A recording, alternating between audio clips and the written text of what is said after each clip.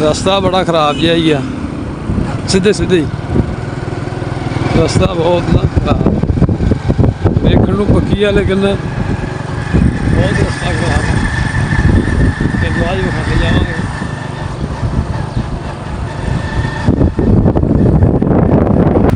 अभी उन्हें लै कहता बच्चा बिल्कुल ऐ सांगड़ जा जी वैर नहीं आनी कुछ लम्बा इतना चंगा सेहत इंजी की पता भाग हुई सी 24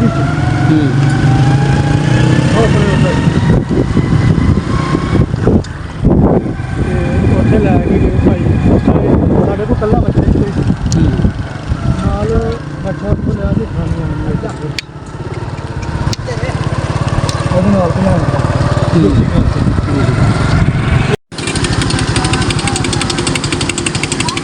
लो जी इधरले पासों ला के ना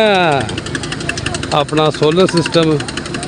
तो उतना पानी इस साइड तो चढ़ाया जा रहा सिस्टम सारे ही अपडेट किए हुए हैं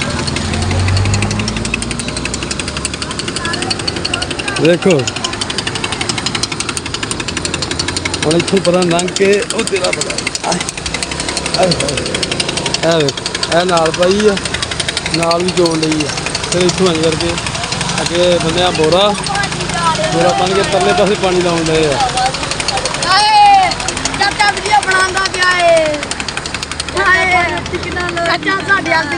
देख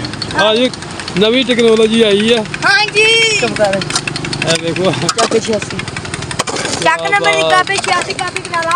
क्या बात है जी क्या बात है परली साइड से इन्होंने पानी लाना सीगा असं मंगा के फिर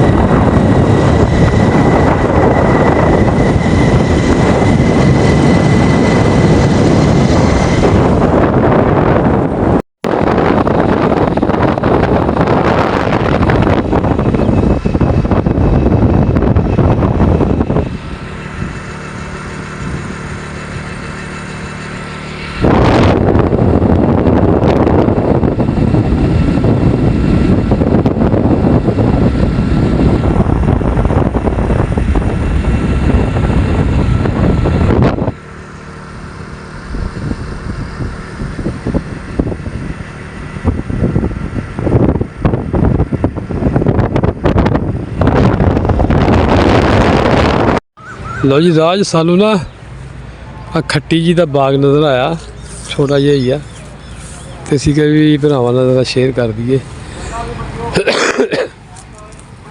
छोटे छोटे बूटियां में भी फल लगा माशाल्लाह देखो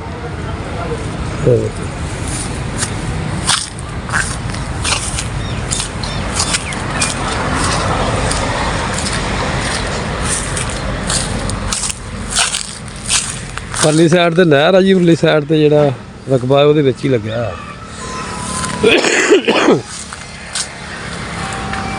सफ़र ढेर सारा किया जी थक चुक गए हैं जनाजा पढ़िया जनाजा पढ़ के वापस आ गए हैं तो है अमरूद का बूटा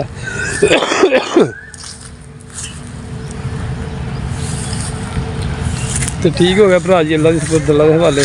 मिलते नैक्सट व्लॉग अस्सलाम वालेकुम।